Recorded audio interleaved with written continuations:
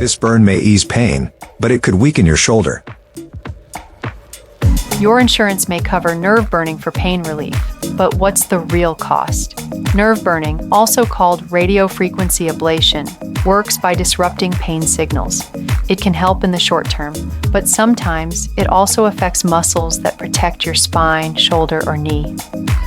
That doesn't mean it's always harmful.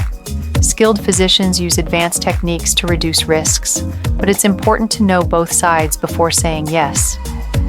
There are also repair-focused options, like Regenexx platelet and bone marrow treatments.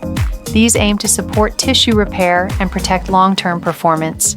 They're not usually covered by insurance, but they're built on more than 20 years of outcomes-driven research. The choice isn't just what your insurance covers, it's what protects your future. If you're weighing your options, let's talk.